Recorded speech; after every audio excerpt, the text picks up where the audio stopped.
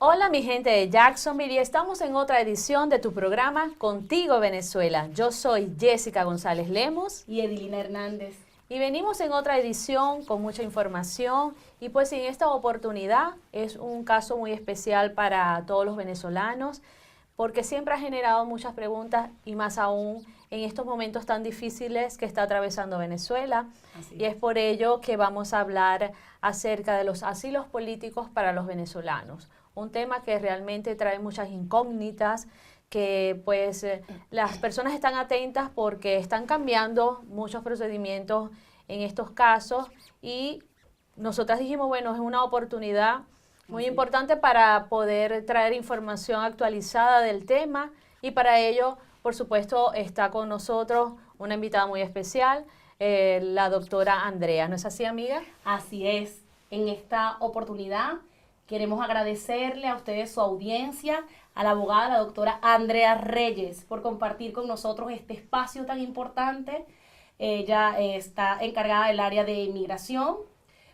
Es un tema bien sensible y bien está bien en boga ahorita porque el éxodo de venezolanos que hemos emigrado a lo largo del mundo, ¿no? Pero estamos hablando ahorita específicamente en los Estados Unidos, es bien grande y básicamente el tema central ha sido la situación, para quienes nos ven de otros países y no nos conocen, la situación política que atraviesa nuestro país en este momento, que nos motivó a muchísimos venezolanos, que prácticamente nos sacó del país. Y para eso tenemos a la doctora Andrea. Bienvenida al programa, doctora. Es un placer para nosotros tenerla aquí. Y yo quisiera aperturar este programa con una pregunta bien importante. Primero quiero que se presente, pero que también después me diga qué venezolanos califican para un caso de asilo político. ¿Qué es el asilo político? Bueno, primero que todo quería agradecerles por invitarme a este espacio y poder hablar con ustedes y compartir lo que yo sé para todos los venezolanos que están escuchando. Yo siempre he dicho que el inmigrante que esté educado es un inmigrante muy empoderado. Así Entonces es importante que la gente se eduque en estos temas porque son muy complicados. Sí, son complicados. Y conocen sus derechos. Exactamente, y saber si les aplica o no les aplica, de qué manera, qué tan difícil es. Hay gente que pueden hacer cosas solitos y hay gente que necesitan ayuda de asistencia de un abogado. Entonces que siempre es lo más recomendable, porque aquí sí. Las leyes son bien delicadas, son bien firmes, y yo creo que lo mejor que uno puede hacer es estar completamente apegado a la ley, y la única manera que uno puede hacer es estar de la mano de un abogado. Sí, señora. Sí, y incluso, un tema aparte, pero incluso la gente tiene que tener mucho cuidado con notarios. Hay gente que, tú sabes, tienen las mejores intenciones de ayudar a la comunidad, las iglesias a veces quieren ayudar, pero desafortunadamente, tú sabes, no conocen la ley muy bien, claro, y eso puede causar, claro que sí. Digo, mucha gente tiene las mejores intenciones, pero siempre es mejor tener la opinión de alguien, un abogado que ha estudiado el caso bien. Pero bueno, a empezar el tema, quería hacer una clarificación muy rápido para que la gente entienda a qué vamos a hablar hoy, porque todo depende. Desafortunadamente, en la ley siempre la respuesta es depende. Primero que todo, hay dos tipos de presentaciones de asilo. Primero es el afirmativo y después el defensivo. Afirmativo es cuando una persona entra a los Estados Unidos y aplica por el asilo cuando no está en deportación. Pueden hacerlo cuando entren, pueden hacerlo entre el año, pueden hacerlo, tú sabes, un par de años después. Claro, hay consecuencias, pero eso, la persona todavía no está en deportación. Y hay el asilo defensivo, que es cuando no está en un procedimiento de deportación y uno tiene que presentar una defensa y tiene que ganar esa defensa. Y asilo es un tipo de defensa que se puede presentar en la corte. Entonces, la diferencia tiene que obviamente que uno tiene que ver con un oficial de inmigración, otro tiene que ver con un juez de inmigración. Entonces, la evidencia y la manera de preparar el caso va a variar dependiendo en cuál circunstancia tú estás. Eso sería el caso puntual del venezolano que tuvo su situación política agravante en Venezuela y llega. ¿Qué venezolano podríamos decir o qué ciudadano, sin hablar específicamente de nacionalidad, califica para un proceso de asilo?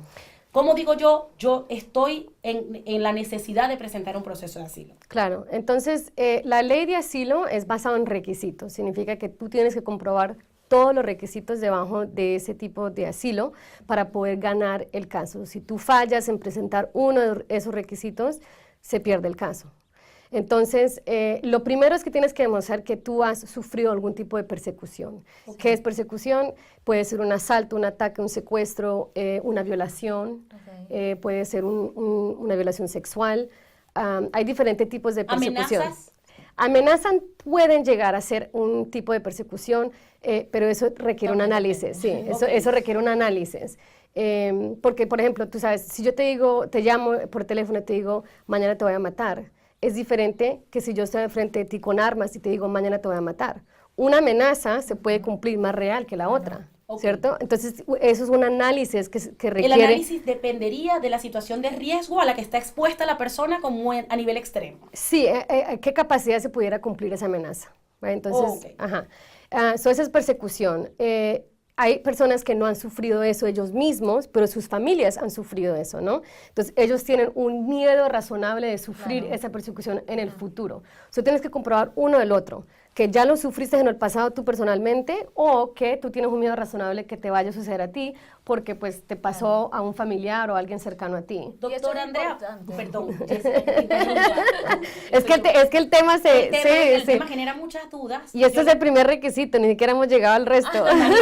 Imagínese, pero cuando usted dice familia, es un nexo filiatorio muy amplio. Familia tiene una limitación, mi mamá, mi hermano, mis hijos o familia en general. Igual, eso es un análisis, por eso es tan importante hablar con un abogado, porque eso requiere un análisis. Los Estados Unidos está dividido por circuitos, entonces el circuito de Florida está en el 11, right? Es diferente de California, que está en el 9.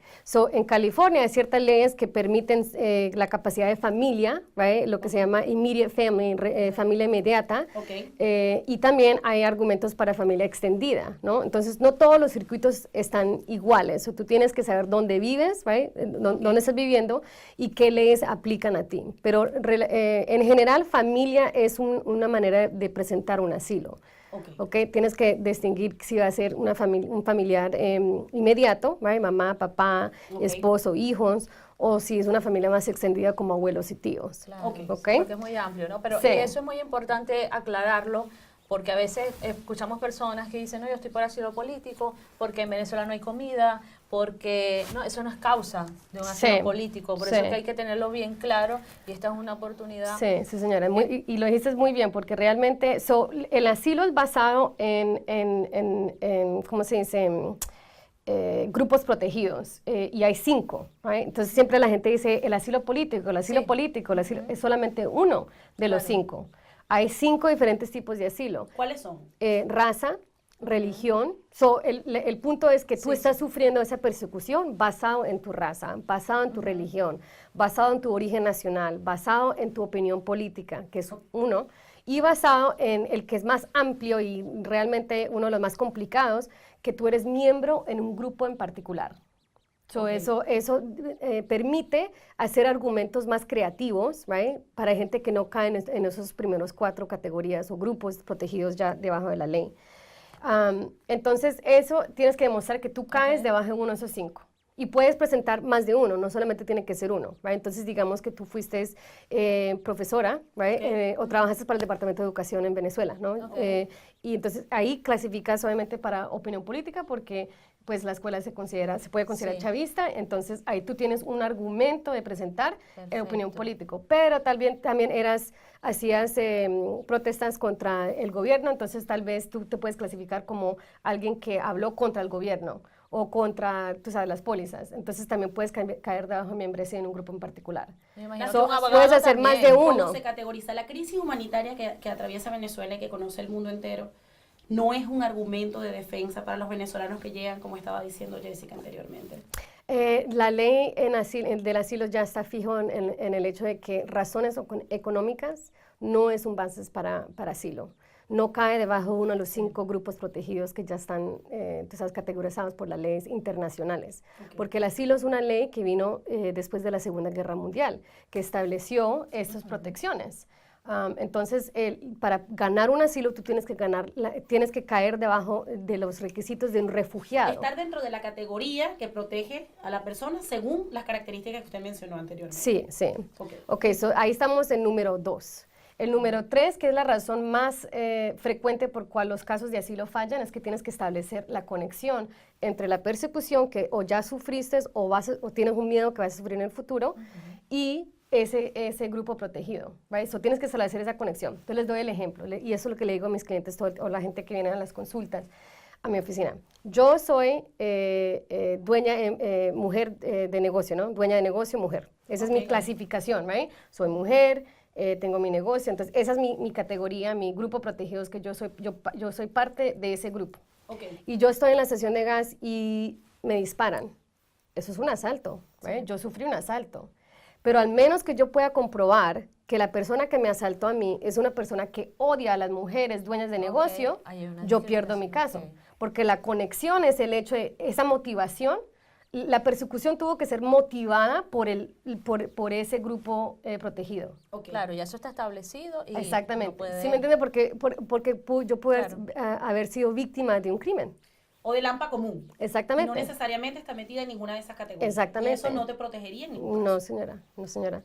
Entonces, ahí estamos en eso. Después tienes que comprobar un par de puntos adicionales, pero el que está debajo de ataque realmente en este momento, bueno, ustedes saben, el fiscal general Jeff Sessions, que trabaja para el Departamento de Justicia, debajo de esta nueva administración, él ha hecho muchos cambios, porque la Corte de Inmigración está debajo del Departamento de Justicia aquí en los Estados Unidos. Esa información es muy valiosa. Por favor, manténganse con nosotros, porque lo que viene es bien interesante y es muy bueno que lo explique. Vamos a unos comerciales y ya venimos con más información. Y es por ti, Venezuela, ¿quién soy? Y es por ti, Venezuela.